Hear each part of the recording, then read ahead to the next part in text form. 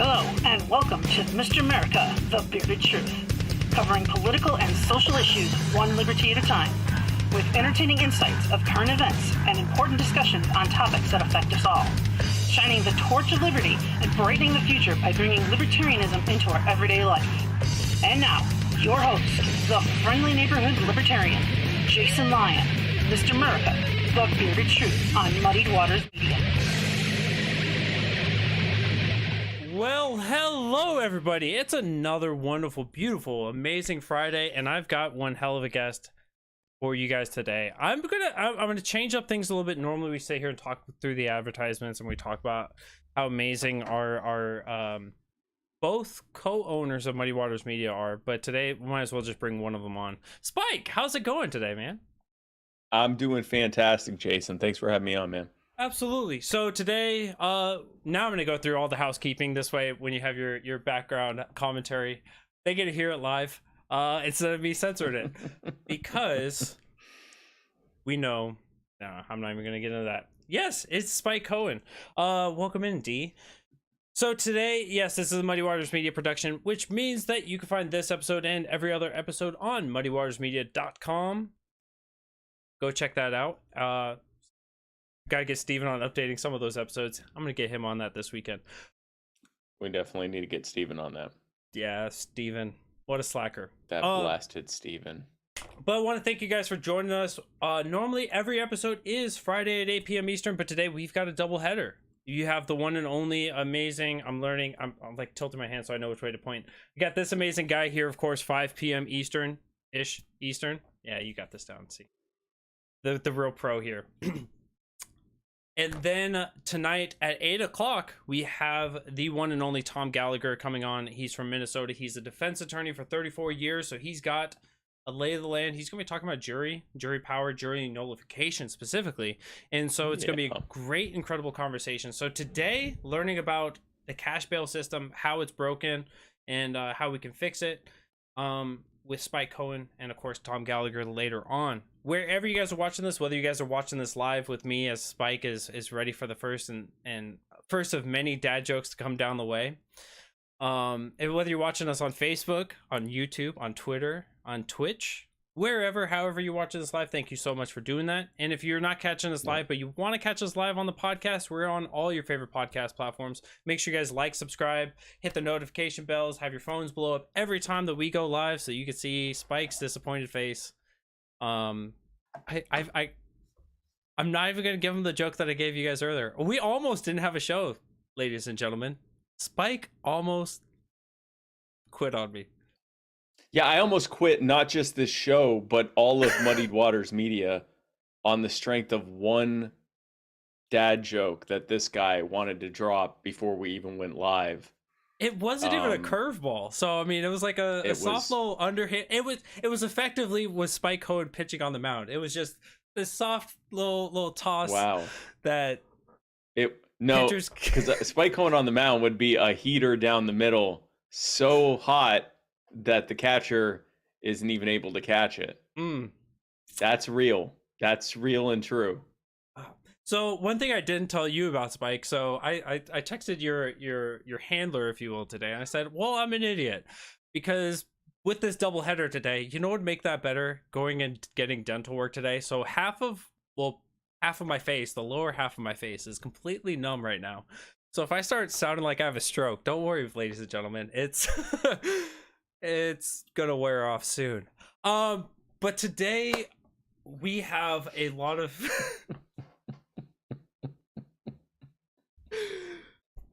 you know what I'm gonna do? I'm gonna schedule dental work, and then right after that, I'm gonna do 2 episodes of my show.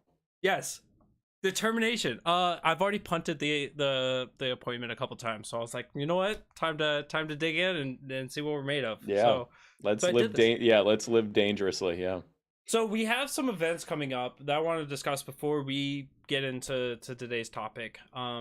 Because you and I both have been invited, of course, coming down in November 8th. Anyone who is in the Brevard County area, you guys got to go and check us out. We'll be at LP Brevard down there in Melbourne at the the I don't even know how to pronounce that. The zoo there, Brevard Zoo, Nami. You don't know how to pronounce zoo? No. The NYAMI. Anyways. Oh. What on this can you not pronounce? That is Brevard Zoo. That's a tough. Oh man, it's talk about a curveball. Nyami. Oh, flawless victory there for Spike Cohen. Nyami. That's definitely how you say that. You definitely say nyami. That's how that's anyways, you guys can check us there November 8th. That's going to be an incredible time. Both Spike, myself, and Jordan Marlowe will be speaking, keynote speakers, and of course Shelly, the Brazilian porcupine, will be there. But I think that there's something happening the week before that I wanted to give you an opportunity to talk about. I think it's actually 2 weeks before. I'm going to do a typical Muddied Waters Media move and look at my calendar. Let's see here.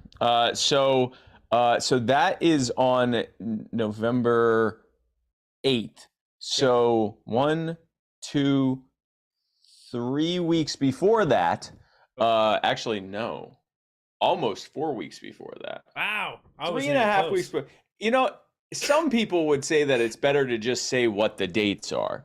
But I'm not going to do that. I'm going to do it based on what number of weeks it is prior to another event that's completely unrelated.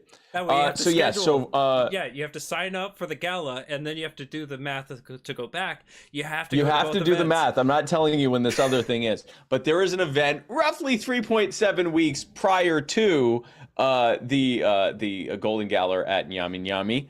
On October 14th and 15th, I will be in Miami, Florida, for the LibertyCon event hosted by Students for Liberty. It's going to be an absolutely awesome event. Some of the biggest speakers in the Liberty movement are going to be there from all around the world, not just America, from the entire world. I'm going to be one of them representing America. And I will be. We would love to have you come. I'm going to be hosting. I'm going to be participating in a debate on libertarianism versus progressivism with a very prominent Twitch streamer named Destiny, who I've heard of Destiny, but I don't know much about him. But I'm going to school him on liberty. And if you want to come and be a part of this, if you go to libertycon.com and if you use the code SPIKE. SPIKE, that's how you spell Spike. You can get, I want to say 50% off, but I don't remember now. You get as much as 50% off the cost. You're not going to believe just how much you get off the price of admittance of entry for the LibertyCon event. Libertycon.com to see all the other speakers that are going to be there. But that doesn't matter. I'm going to be there. Yeah. No. You're going to be there. Miami. And if you're Miami. Also, before that is the Celebritarian boat cruise, and if you go to the Facebook page Celebritarian, you can find out all about the boat cruise we're doing. So if you're there representing America, are you going to be repping Mr. America, the Bearded Truth gear? When are you doing this? I will be Mr. America, the mildly stubbled truth. You know, that deserves a couple more dad jokes. If you guys are there in the comment section and you want your dad jokes heard, don't worry. Whether they're good or bad, today's the episode that you will have.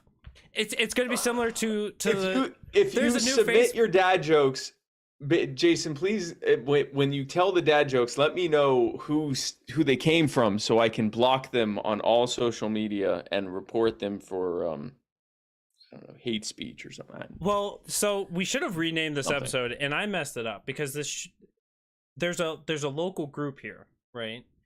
Mm. And it's for people who are interested in performing autopsies. So it's like, amateur autopsy groups. And so, I'm really excited because we should have named this we have our event for this Saturday, which is open mic night.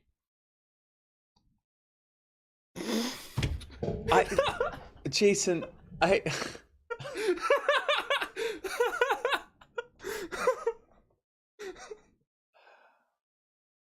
it's not even nighttime. So that's technically not accurate. No, it's for Saturday night. Open mic night. It's 5 o'clock somewhere. It's fine. Here. It's 5 o'clock here. Oh gosh. Speaking Anyways. of cash bail. So if you guys want to drop your dad jokes, you guys will get them heard here on Muddied Waters Media. That is an exclusive. Now, before we get into tonight's show, Spike and talking about cash bail, got to give a shout out and a thank you to Kelsey Lion Designs. That's right. If you guys are looking for new logos, branding, business cards, publications, whatever you need from a graphic designer standpoint, you guys got to head over to kelseylion.design or kelseylion.designs.com. She's going to hook you up. She's taking care of so many people in this liberty movement already that will vouch for her each and every day because they love the I'll work that vouch she for her does. too. I'll vouch for her. And he does as well. It was almost like I forced him to do that, but don't question it. KelseyLionDesigns.com. Head on over there. Use the code Muddy Waters. She's going to hook you up with a discount. And for this month, helping out with suicide awareness and QPR, if you guys get any work done through her this month, she is going to be donating some of those proceeds, some of the money to suicide prevention causes. I don't remember exactly which organization that was. So That's get awesome. in there, help it out. KelseyLionDesigns.com. But yes, Spike, before we get into more dad jokes, so cash bail. You know, the purpose of this episode. Let's talk briefly about cash bail. Well, you clearly were not in the conversations of this planning. It was, hey, Brian, I want to have an episode where we do nothing but dad jokes. And he's like, well, we got to give a cover. And I said, cash bail. And he said, sounds great. Oh. Let's do this. It's, you know what? Before we get into that, here's Brian Scott Lambrick's contributions for the show. When will a priest laugh at your Friday joke? When it's a good Friday joke. No. Are you gonna block Brian now? Yeah. What? Yeah. Which will make my schedule much more easy. That there's a twofer there. In addition to not having to hear that anymore, I also won't have to worry about any interviews or events ever again.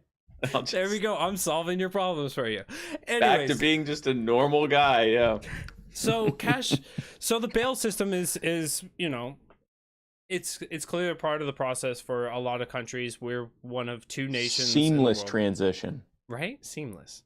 I love how we're both Seamless. like shifted to the left side of our cameras. Anyway, Like, I'm like nudging So- closer to you, and you're like, I've got to get out of this camera. away from you. I don't want to be near. Okay.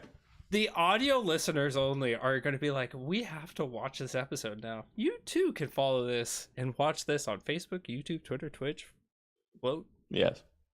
etc. So this is definitely one you want to watch. Definitely. So the cash bail system is something that we have in this nation as well as in the Philippines. Nowhere else do they really have this structuring in the way that we have it. But for the audience, somebody who's just coming in and being like, hey, I'm interested in politics, let alone libertarianism. What is bail? How does it work? What's the purpose of it?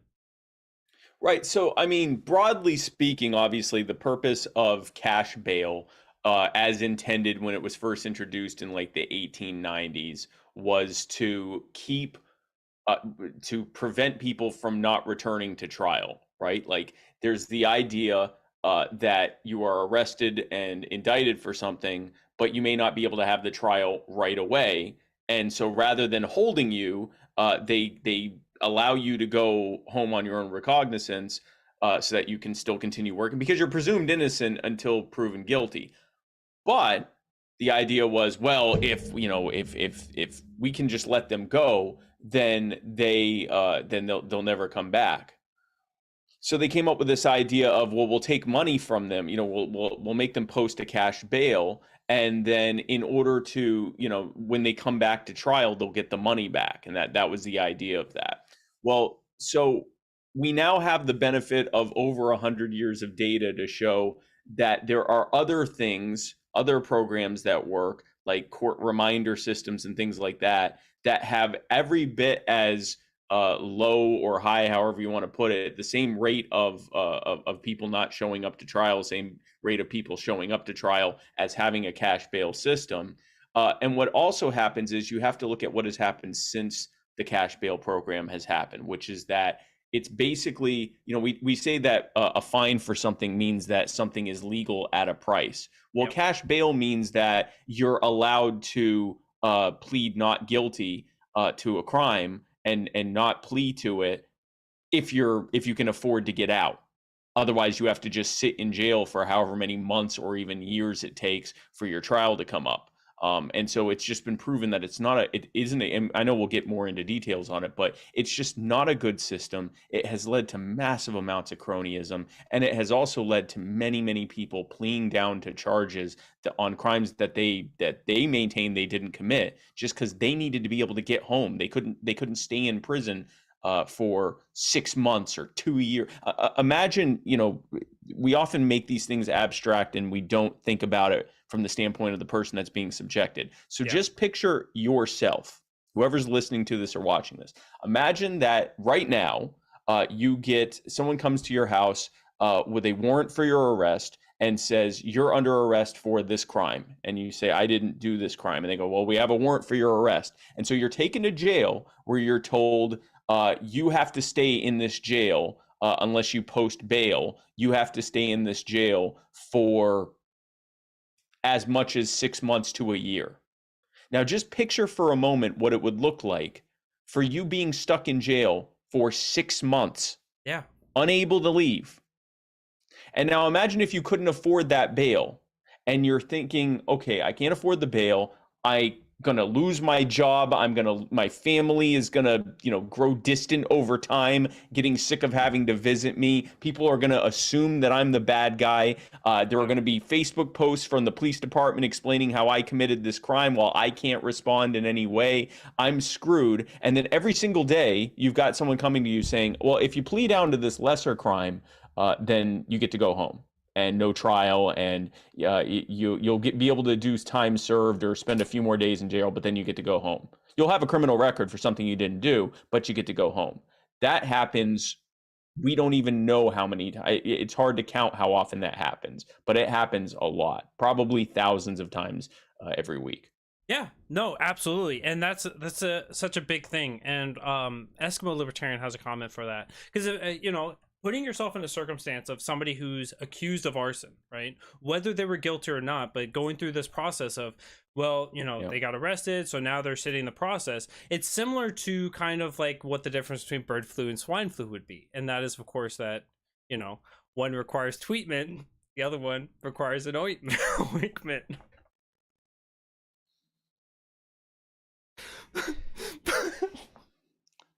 If you're gonna tell these jokes, at least don't laugh until after you finish telling them. I can't. These are gold. They're pure gold over here.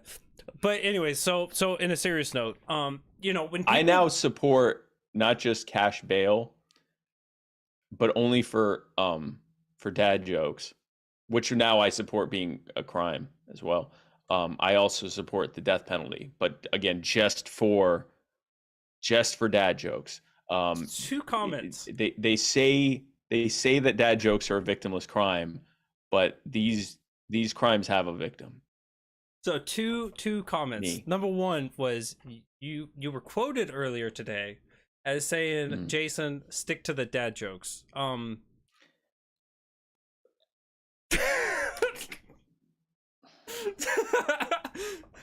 And number 2, so back to the bail system. Proponents of having this bail system be the way that they are is because if you're out on bail, you're like stairs. You're always up to something. Look.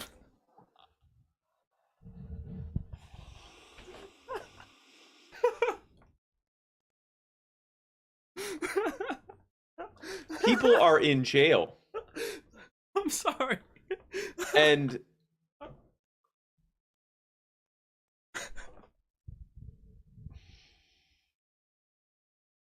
folks, I'd like to apologize. Back in 2018, a fresh-faced young man reached out to me and said he really liked what we were doing with Muddied Waters Media, and he had a new show, but he was thinking of airing it on a certain day, and it was going to be at the same time as ours, and he didn't want us to think that he was going to try to take our audience, and so he was going to change it to Monday. And after talking with my co-host and business partner Matt, we reached out to this man and we said, well, hey, how would you like to be on Muddied Waters Media? And the reign of terror that this man has inflicted on me, but really everyone. Well, I'm sorry. And I'm not going to admit legal culpability, but I will admit ethical and moral culpability, but not legal. Do not sue me. Do not sue me. It's justifiable. So I'm thinking this is the best episode we've had on Muddied Waters Media yet. In the entire franchise. Yeah. If you're in the chat and you guys think that this is one of your favorite episodes so far, hearing all these dad jokes and watching Spike just be filled with joy with each and every one of them. And trust me, there's a lot more that people have been adding that we will try to sprinkle throughout the rest of the show. If this has been one of your favorite episodes, put a 1 in the chat for me, please. So, you are America's favorite Jew. And speaking... These segues are just like, hey, speaking of which... Sorry, go ahead, Jew. Yes. How does Moses make his coffee? He brews it. Oh, this one. That's fine. Did I lose you guys? Are you guys back? They're freezing again. I'm here. It was the streaming. So you have people that their families are being disrupted, their workflow is being disrupted, they're losing, they're getting behind on payments, they lost their jobs. There's just so many different ways that these people are being impacted. And so the question always is it's not enough just to say that the current system is bad in the way that it's structured, but what is it that we can, how do we move forward? What's the progress forward? Right. What do we replace it with? And the biggest objections, right? Because there's a legitimate, or at least there was a legitimate reason for the idea behind cash bail. If someone has been charged with a crime, yes, they are innocent until proven guilty and they should be able to leave, but we need to make sure they come back. Again, we now know that there are things like court reminders, or just the fact that they could have a bench warrant and get in exponentially more trouble by not just showing up for the trial, because a lot of this stuff is like misdemeanors and things like that. People think cash bail and they start thinking of like rape and murder. Well, in many cases, those people aren't released at all because they're considered a potential threat to the public. So we're talking about stuff like or flight risk and all. Exactly, a flight risk or a risk to hurt, to offend again, or to hurt the people that have accused them or something like that. We're talking about stuff like accused of shoplifting or accused of petty larceny, petty larceny can be you're in an argument with someone and you take their bike from them and you hold it and say, you're not going anywhere until we talk about, and then you get hit with a larceny charge for stealing the bike even though you gave it back. These are the kinds of things that people are being held for. And instead of just saying, okay, we're going to remind you of your court date and you better show up or else now you got some serious trouble going on. Instead, they will hold them for however many days, weeks, or months it takes before they finally just plea down because they can't afford the cash bail. And one of the most terrible examples of that was a man in New York City named Khalif Browder. And he was accused of stealing someone's backpack. And I think the backpack was worth like $60 or something like that. He was accused of stealing someone's backpack. And he said, I didn't do it. I refuse to, I'm not going to plead guilty. I didn't do it. And so they sent him to Rikers Island, which is one of the jails in New York City, which the conditions of Rikers Island, you've probably heard the name Rikers Island. Rikers Island is worse than many prisons. And the only difference between that jail and prisons is every single person in there is presumed innocent. These are people that haven't even been convicted of anything yet, including Khalif. And he refused to plead to anything. He could not afford the cash bail. And so he was held for 22 months Now, to put that in perspective, even if they had thrown the book at him if they had found him guilty and thrown the book at him for stealing this backpack, the punishment would have been nowhere near that. He probably would have never had any jail time, or if it was, it would have been time served or 30 days or something like that. He would have had whatever fine and restitution. He spent 22 months in jail. Now, because he was in jail for 22 months for a crime he maintains he didn't commit and could not leave, he got in some trouble. And the trouble was basically not listening to the guards. As far as we can tell, he never had any kind of violent incidents. He was being difficult. Well, how would you be if you were in jail for a crime you did not commit and could not leave unless you pled guilty to something that you didn't do? So he spent something like 80% of that time in solitary confinement, in a cage by himself for up to 23.5 hours a day for a crime that he maintained he did not commit. Now, finally, at some point, 22 months in, because they were going to do this for many months more, who knows how much longer, a judge finally looked at his case and said, this is getting thrown out. He's already been punished far more than if he had actually done it. And unfortunately, not long after he was set free, Khalif killed himself. This was an absolutely brutal thing. So going back to your question of what to replace it with, we know that the reminder system, which has been used in places like Baltimore and other places, has been every bit as effective or ineffective, depending on how you look at the data, in getting people to show up to their court dates. Cash bail doesn't do it. People will say, but what about the more dangerous people? What about the rapists and the murderers and whatever? These aren't people that are typically getting cash bail. These are people that are usually either being deemed a flight risk or a risk to reoffend or to harm people. So that's not really in the cards here. But we can say that if there is someone that can be proven to be a real threat to the public and a judge determines that, they should be held anyway. Like if there's a real risk of them hurting someone, then they should be held or under some kind of conditional house arrest with an anklet or something like that. None of that requires cash bail. Cash bail is saying, okay, we're going to presume you innocent for a price. We're going to let you go home until trial for a price. Otherwise, you've either got to work with us or we're going to punish you far more than you would have if you had just pled guilty. Yeah, and so that cash portion of this is where it's really interesting, right? So you'd already said that it's basically legal for a fee. So, if you have the money, you could do this. But that goes into another thing where, if you're walking down the street and you see a bike laying on the ground because, it was so exhausted because it was too tired. But you pick that up and somebody gets you for a larceny. Somebody gets you for larceny. Now you're sitting in jail and you're waiting during this time when you could post that cash bail. If you do not have those funds, if you don't have the network to make that happen, you can go to a bail bondsman. Now the thing is that you're paying 10% of a fee to somebody for your freedom. The rest of the bond, which you don't get back. Yeah, you don't get that 10% back. So that's not this is a system where this is largely supported by police unions and is supported by people who are gaining. There's a benefit here for this cash bail system.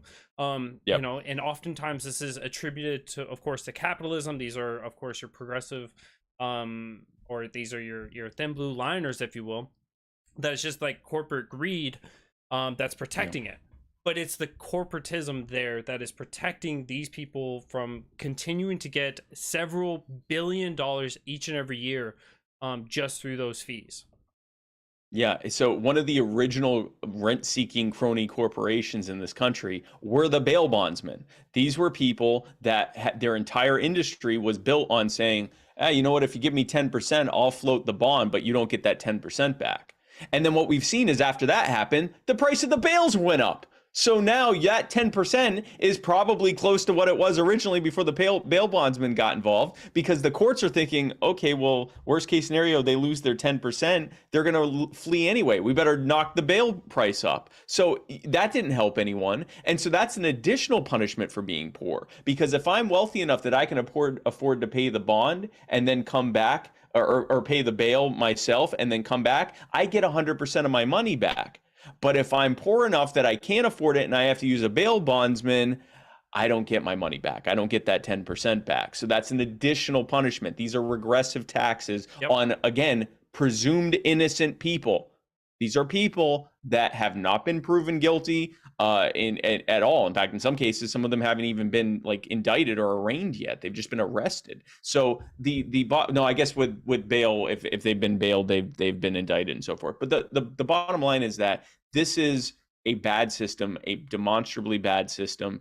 And it also, again, this is what is used and weaponized by a system that is designed to maximize the amount of arrests, detentions, prosecutions, or convictions, and people being in prison. It is designed to over-criminalize people and get as many people in jail as possible, because all of the incentives in the criminal justice system are not built around finding out whether someone did it or not. They're built around maximizing the budget, justifying the maximum budgets and job increases in the criminal justice system. And all of that is built around arrests, prosecutions, convictions, and people being put in jail. And as long as that is the way it is, everything is going to be built around that. So a way to fix this is just, if someone is a danger to a potential and demonstrable danger to themselves or others, or a serious flight risk, including the wealthy, because the wealthy typically are the biggest flight risk because they can just leave, never come back, then keep them. Or put them on conditional house arrest with an anklet or something like that. But don't charge them for their freedom. Yeah. And if they're not a flight risk or a threat to others, let them go until trial. And if the response to that is, well, but the trial could take 2 or 3 years, that's your problem. Yeah. Stop having a justice system that takes 2 or 3 years before you get to trial. Maybe try not sucking. And that would be a good way forward for that. Yeah, no, it'd be fantastic if, like that whole speedy trial part of the Constitution was a matter for them. But, we can ignore that document. You during that, you were talking a little bit, and I think that we need to have a Dad Jokes episode number 2. No. Plea bargaining edition. And because the plea bargaining system is one of those things. That's a whole, that's a whole thing. So we have to have Dad Joke episode 2.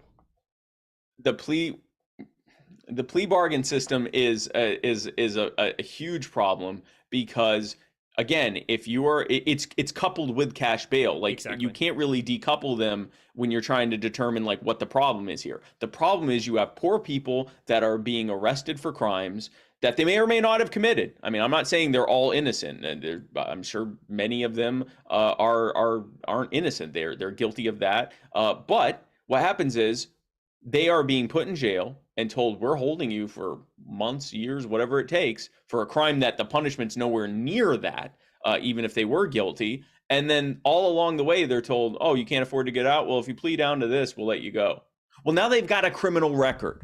And so the next time they get arrested and run through the system, they got to plead to something even worse, or they're going to do serious jail time. And thankfully, in at least most of the states, the 3 strikes laws and the life imprisonment, that's off the table. But that was, I mean, you had people serving life in prison because they kept getting popped with these things that they didn't do and kept having to plead down to stuff. So I mean, it's a huge problem, and it's just as simple as, if someone is a flight risk or a danger, they should be kept or held on some kind of conditional house arrest or something like that. And if they're not, let them go. Yeah. Try them when it's time to try them, but let them go. They're innocent until they're proven guilty. Yeah, absolutely. And it is one of those things that, like, we look at, if somebody has a job and they were accused of a crime, they should be able to maintain their job, because that job is not just for their sanity, right? Yes. Nobody is going to work like, I love going to work. Right. Spike is here at his job right now, and he is suffering through this episode. So everyone, please show him some love for that. And I don't get paid. So like, literally, this is kind of like a type of cash bail system where it's a type of unlawful and indefinite detention where I can't pay anyone to get out of this. So it's not even cash bail. It's just like it's like the extraordinary rendition that was done to domestic terror suspects shortly after 9/11. That's what this feels like. This is like waterboarding, basically. Oh, yeah. This is my Abu Ghraib. But this, nope, not gonna use that one. Nope. I'm refraining from using jokes on you right now. You should be That's praising good me for this. I like that energy. Yeah, I like the refraining from making these jokes energy. Mama raised a quitter, so I'm gonna quit on refraining from those here in a second. So what's the advantage of living in Switzerland? Well, the flag is a big plus. So anyways, where was that 2 years ago? Oh, Where was that? That could have worked. That could have landed during that campaign. That could have landed. It still did. It was a hit amongst half of the show. Yeah.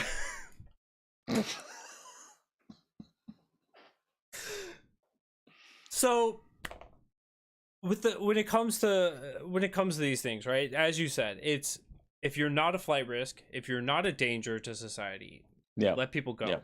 One of the interesting things that I found looking into some of the statistics around this is that, and it does go into the plea bargaining as well, is that how many people are being held on cash bail is disproportionately more for women than it is for men. Based on interesting. Yeah, it was like if you so you can't go by numbers, of course, because men far outweigh how many women are in there. Yeah, but if you're looking at by percentage wise, more women are compared to men. And it was yeah, because if you think about it, when we look at the way that crimes are being looked at through the system, first of all, men are treated much more harshly through the criminal justice system, so they're more likely to take away that opportunity for them. So there is a little bit of the gender disproportionality there, but it's also the crimes that are being committed. Yeah, we hear about some of the women who cause some of the more extreme crimes, but more often than not, it's more of you took his bike away from him, and it's petty crimes and white collar crimes, check kiting, check fraud, things like that. They're more likely to do. A woman is more likely to do that than, for example, like homicide or even if we're sticking to misdemeanors, like a violent misdemeanor, like a simple assault or something like that. So it's more likely that they're going to do something like that, where there would be a potential cash bail component. So that actually does make sense. So you're saying as a proportion of the number of women that are arrested, you're not saying like there are more, because there's no way. No. Men, it's like 93% of all right. So but along with that, so when we're looking at the way that the system is working, so people who are there purely on cash bail are more likely to be involved with the recidivism rate. People who are part of the system, who get into the culture of the jails and the prisons, are more likely to have some adaptations and be more likely when they come out to go back in. This is something we see from the criminal justice system just as an overview, and this is certainly a part of this. So getting people out of this cash bail system, keeping people away from that, giving people the benefit of innocent till proven guilty, actually helps reduce the population in prison. One, of course, or the jails and the prisons. One, of course, by not holding them there, but two, by not having people reoffend or be accused of reoffending. This thing just couples with itself, and it's a part of. I feel like I've Always Sunny in Philadelphia, where it's like he's standing with the court board, and we're looking at the criminal justice system, and everything on there is all interconnected. It's hard not to do that because there's so many like interconnected issues. But the bottom line here is that you are charging people to exercise the fact that they are at this point presumed innocent and should be allowed to go home. And it's a terrible, terrible system. Another justification I heard for this is, well, without this, it's harder to get them to plea, and then we're going to have to take them to trial. And, it's a lot harder to convict some of these criminals than you think.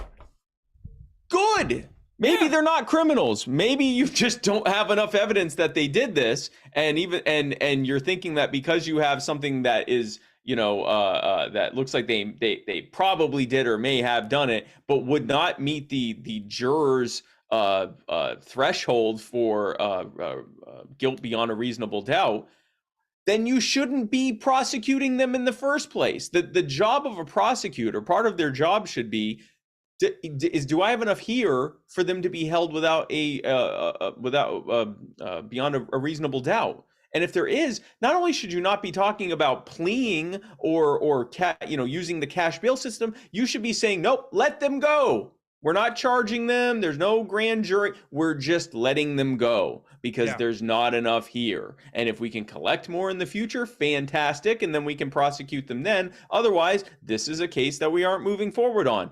And we also have to look at, this is moving out a cash bail. We have to figure out what is a way to incentivize a criminal justice system that actually tries to get to the bottom of cases instead of just maximizing the number. And I'm not sure I have a good answer for that, because you don't want to throw out an easy answer, because there's always the trade-off of, well, now what is that incentivizing? Are they now going to incentivize finding guilty people innocent and not trying them? So, I mean, that could backfire too. But in the meantime, we need not be punishing people for not being wealthy enough to be able to afford to get bailed out while they're still presumed innocent. Before I respond to that, there's two things I want to plug. The first one was when you were talking about those juries. This is a good time to talk about, if you guys are looking to what a jury can do, of course, come back here at 8 p.m. Eastern tonight. Check that out. We're going to be talking about the power of the jury. We're going to talk about how the jury actually functions, what actual authorities you have that the courts are not going to tell you have, and specifically jury nullification, where you get to go, no, he may have violated some law, but that law is not just, and we're gonna strike that. That law is not just. It's incredible. The second thing, I just want to say, I believe that the jury should be the fourth branch of government in this country. I think there is, the legislature is passing laws, the executive is signing them or vetoing them and executing them as written, and the courts are determining if they believe it to be constitutional or not, and the people in the jury box, the jury pool, are deciding whether that law is just or not. And I think that would stop a lot of the over-criminalization and things like that. But that would require a lot more jury trials. And I remember a statistic that said that if even 5% or 8%, it was a single-digit number of people that were arrested for things pled not guilty and went to trial instead of pleading guilty or pleading down to a lesser charge, the system would grind to a halt. Good. Yeah. Maybe stop having so many things that are illegal that shouldn't be. And you could focus on the things that should be illegal. We have the world's largest prison population for a reason. Yep. It's not stopping the crime. It's just creating more of them. And I think that you had shared out a video on your page, which I never let you plug your own stuff when you come on here. You shared it on your own page where the cop said the quiet part out loud. Of you guys listen to us. If we're in the left lane and you're in the left lane, get out of our way. We'll find you. We'll find a reason to pull you over. We'll find a reason to pull you over. Yeah. We will incriminate you. That is where our criminal justice system is today. And so when you have people that want to just say, well, we have to go after these crimes, you have to be smart on crime. And this goes back to the response that I was building up for was, right now we have a punitive system where it's just there to punish people, and that doesn't work. When we look at parenting tactics and you have children, if you just put them in timeout every time, or you just spank them with a belt, or you just do whatever parenting tactic you want of just like kind of having a strict repercussion, you don't actually make things better. Kids have trauma from that. It doesn't put them in a better mindset. It doesn't show respect. And so when you do that with the criminal justice system, where it's a punishment, you go in for a time sentence, you pay a fee, and then you move back into society, you made that person far, far worse. And so what we have to do, and these are those lines of, we have to have a rehabilitative system that looks at why you committed the crimes. How do we understand that these crimes are happening? How do we fix these crimes? How do we put people onto a better trajectory? How do we give them dignity? How do we have them value themselves in society again? So when they come out, they want to bring that value to others. And that also helps the victims, both by restoring the victims and focusing on how to make them whole, if at all possible, and also not making future victims, because the sooner you can address why this person committed this crime and do some restorative and rehabilitative work with that person, the far less likely they are to victimize anyone else in the future. So you are making the victim whole that was already victimized as best you can, if possible. And then you are also preventing future victims. So it's better for everyone. It's better for the taxpayer. It's better for the offender. It's certainly better for the victim. It's immeasurably better for the potential victims that never happened. The only people that hurt from it are what I call the police and prison industrial complex. And I'm fine with that as the trade-off. I'm good with that being the trade-off. Yeah, I'm happy with that trade-off. Absolutely. Yes. Some comments that were made from the comment section. Are you ready for these? This one you'll like. So Will's trial, Will Henry from Indiana. Mm-hmm. His trial costed the state $30,000 for a handful of flour. Yeah. If you want to save money, I would say not trying to go after a handful of flour would be a good start on that. There is the story, of course, and this is the conversation I have with a lot of people, and they look at me like I'm a crazy conspiracy theorist, but because of how many laws are on the books right now, and Joe Hanush brought this up as well, the average American commits more than 2 felonies every single day. You can just go about your life and you can live about your days, and there's an opportunity that if there are laws on the books right now that you could be found, whether it's at your state or your federal level or what have you, that they can go after you. Over 2 felonies per day. Now this could be like the same felony over time. You have like some stupid zoning infraction that somehow is like a criminal level. Right. But it's these things that it's just like, we have the system that's so overbearing that they're trying to find a way to treat you as guilty. They're trying to take away from you. They want to have these cash bail systems because the cronies get the money. They, you have to where, and this is another big aspect of it. When we talked about the people who are lower on the economic scales that can't afford to post those large cash bails, they have to go through the bail system, or through the bail bondsmen. Not only do they have to put up 5% of that cash, they have to put some money up for cash, but they also have to have the collateral. That collateral is often valued much more. And this is something where you're putting somebody behind the 8 ball. You're shoving them up against the wall. You're blocking all of the holes, and you say, "I hope you can make it out. Go ahead and win this game." We are destroying people's lives every day that the system stands in the way that it's standing, and that's not an exaggeration. Every single day, one more life is shown to be not valued in this country, and this is why. You guys know me. This is why this is my passionate conversation as CJR. I'm going to give an example of something I posted a few days ago. There was a girl, she's now 17, but at the time she was 15, named Piper Lewis. And she lives in somewhere in Iowa. I forget where in Iowa, not Cedar Rapids. Anyway, she lived in Iowa, and she was 15, and a man an adult man held her at knife point and forced her to be raped by multiple men. One of those men was a man named, I believe, Zachary Brown. I think that was his last name. Doesn't really matter now because he's dead. But anyway, so he was one of the people who raped Piper. At some moment, he was the rapist. Zachary, believe Brown, was asleep, and Piper grabbed a knife and killed him in defense to get out of there and escaped. She was charged with murder. Now, here's the thing. Now, I know what you're thinking. There's not a jury in the world that would convict her. And you're 100% correct. Had that actually gone to trial and she had pled not guilty, they would have. There was no way that anyone would have charged her for killing the guy who just violently raped her at knife point. Okay, that's not going to happen. And in fact, heads would roll in the Justice Department there and in the AG's office for even charging her in the first place with that. And more than likely, the charges would have been dropped and never gone to trial, because who's going to hold that political football when it's time to vote for that AG? Yep. But Piper was held on cash bail. And as a 15-year-old who had an abusive family and had actually run away from home, she didn't have the ability to post cash bail or get a bond or anything else. And so she pled guilty to, oh gosh, willful harm and something about manslaughter and willful harm. And the prosecution then attempted to get 20 years. She's trying to get out from and while she's in, because she was being held for over a year, while she was in there in jail in the juvenile system, she got her GED. Yep. Graduated early.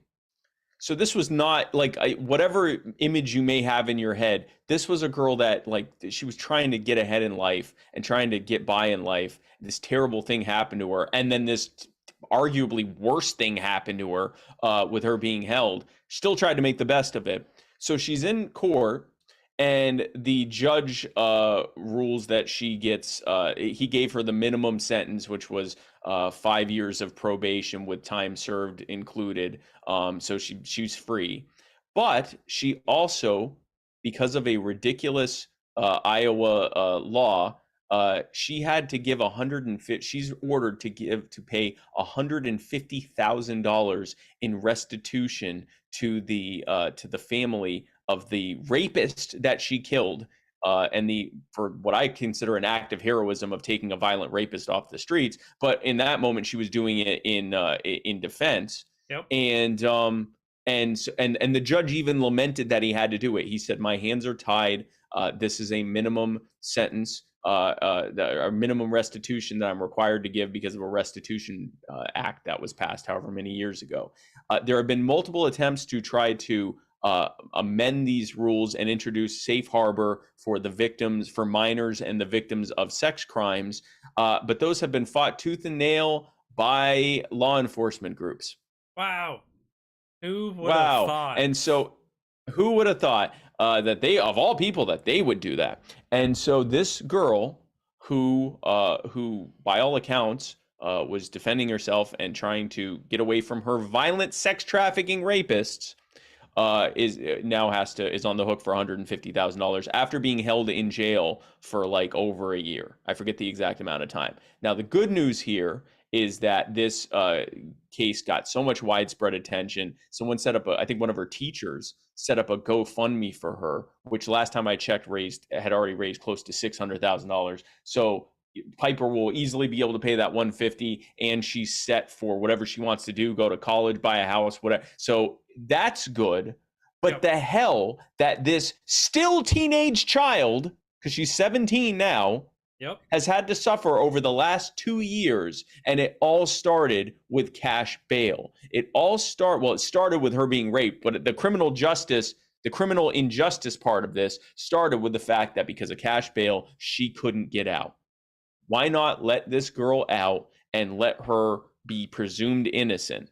And that's just another example of how this is weaponized. So if you're sitting here going, well, the government, I don't think they'll do it to a teenage rape victim. Yep.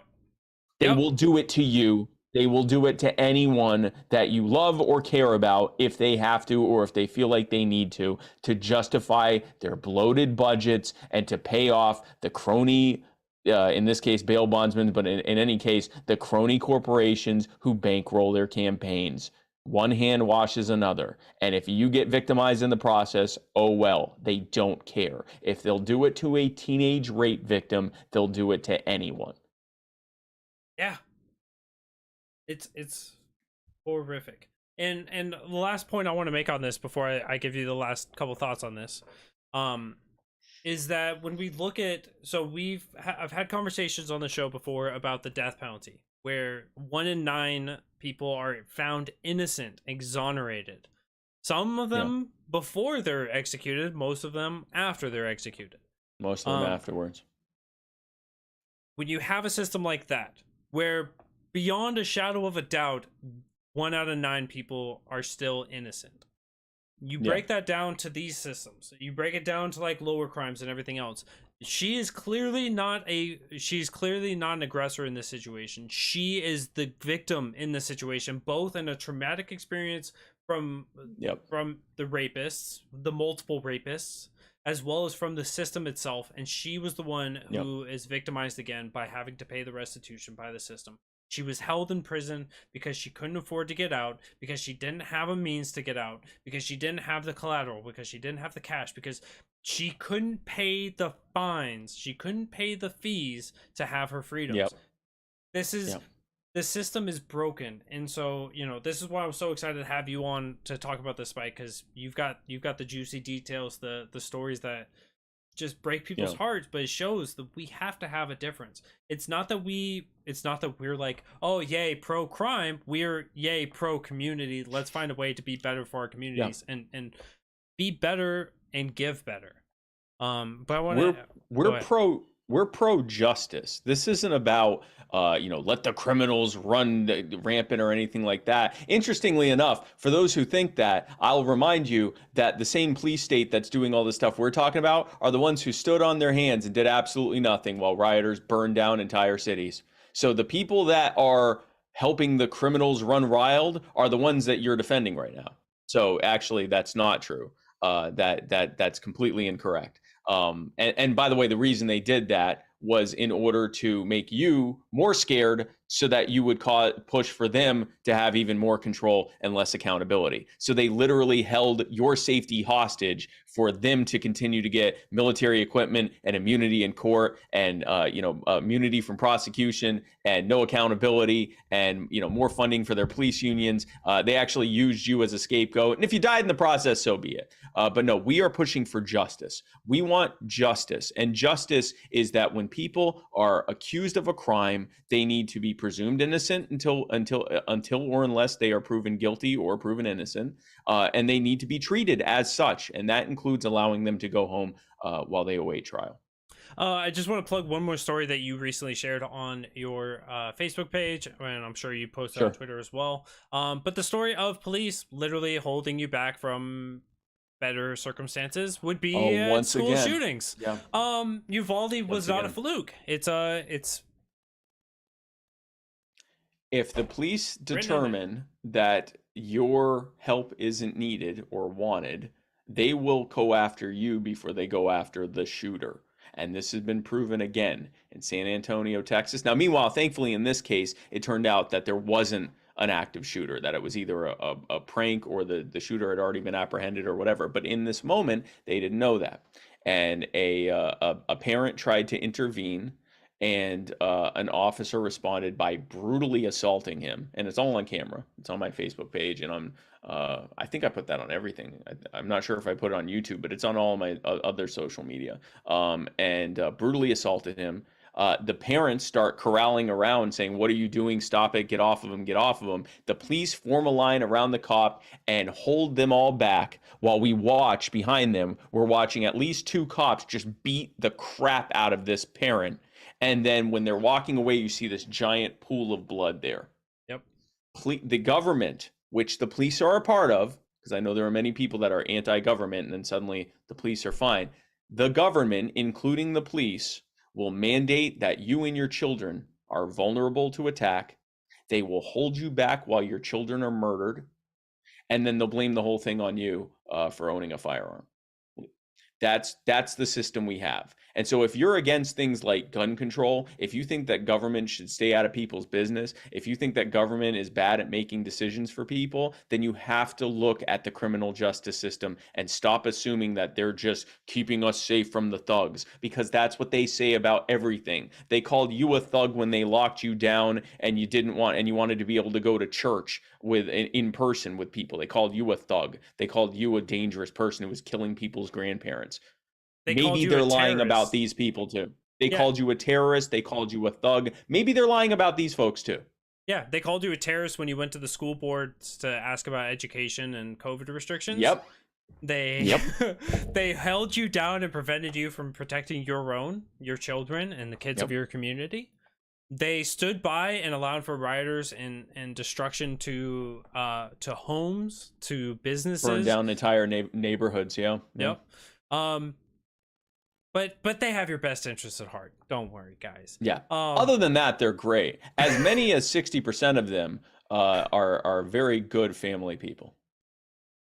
If you want to know more, look up 40% Police. And if you want to know more about that, if you Google police 40%, that's really it. That's all you got to Google. Police 40%. Yeah, it's almost like Obama and 90%. That's all you have to Google. Yes, Barack Obama. You may not know this, but Barack Obama is so good at giving speeches that he can drone on longer than 90% of the other presidents.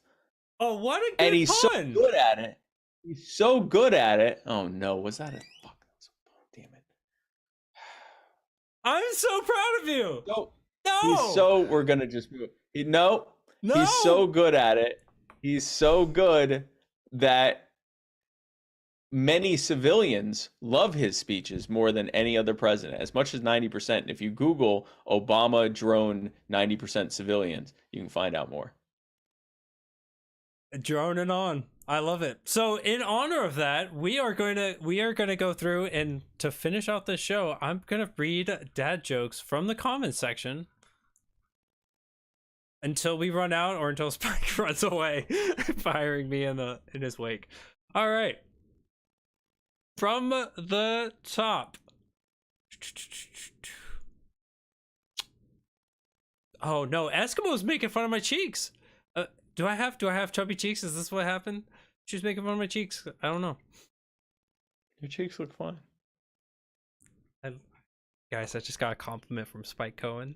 What's wrong with his cheeks? I just got a compliment from Spike Cohen. What's wrong with his cheeks, Nellick? She was making fun of me for the dentist.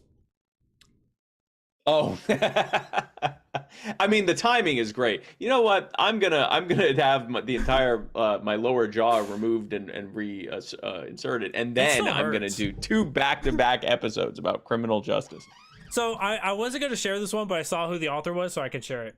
Oral sex will make your whole day. Anal sex will make your whole week. This is a family program. What happened when the blue ship and the red ship collided at sea? Their crews were marooned. That's like something on the back of a Snapple cap. Oh no, Snapple had the facts. Those were different, like facts. That'd be like something on a popsicle stick. Yeah, or Starburst. No, Starburst were corny one-liners. Yeah. Be that popsicle stuff. All right. Nope. Just got a couple ones in there. Couple ones from people still loving this. Favorite episode ever. I'm not gonna bore you anymore. Spike, I want to thank you so much for hopping on here and hanging out with us today. You were incredible. I appreciate you for your insight and everything that you're doing. If you wouldn't mind, plug the rest of where can we find you? Where can we see your upcoming events? Talk about You Are the Power. What is You Are the Power? And anything else? Sure. So if you go to spikecohen.com, that has all of my upcoming events on it, including one of the ones that's coming up, which is LibertyCon in Miami. If you go to libertycon.com, you can find out more about that. If you use the code SPIKE, you get a discount of as much as 50%. I forget how much the discount is, but libertycon.com, use the code SPIKE. And You Are the Power is an organization I founded earlier this year in order to grow the liberty movement by finding people who are being abused by their local governments and helping them organize and showing them that statism caused the problems that they're facing and liberty is the way to fix it. Not only are we helping people right now instead of waiting for some libertarian utopia where we take over the world and leave everyone alone, we're helping them now, but also we are growing the liberty movement by showing them that we have the solutions, that we care, and that we can win, that we can work together and win. So that's what You Are the Power is about. If you want to find out more and be a part of it, if you go to youarethepower.net, we'd love to have you become a part of it. And yeah, man, I just appreciate this opportunity. Anytime I can come sit with you and talk about these types of issues, especially like criminal justice reform stuff, cash bail, and those types of things. It's a very important thing, and I'm glad we had a chance to talk about it. There was one that I have to share with you because it will also, if Matt Wright is still in the comment section, it would make you both happy. So, this was the one I wanted to open the show with, and I decided against it. But what's the worst conversation starter? It's the Titanic. It's a 10 out of 10 worst icebreaker. Bye, Jason. Bye, everybody. All right, I love you guys. Appreciate you guys all. You guys were amazing. Appreciate you so much. Come back here 8 o'clock tonight. We will be with Tom Gallagher. And Brian, if you're watching, I won. I got him to leave his seat and to quit this show. There you go, sir. I love you guys all. Appreciate you all for being here. I will see you guys in just about 2 hours from now. You guys be good, be well. See you guys soon.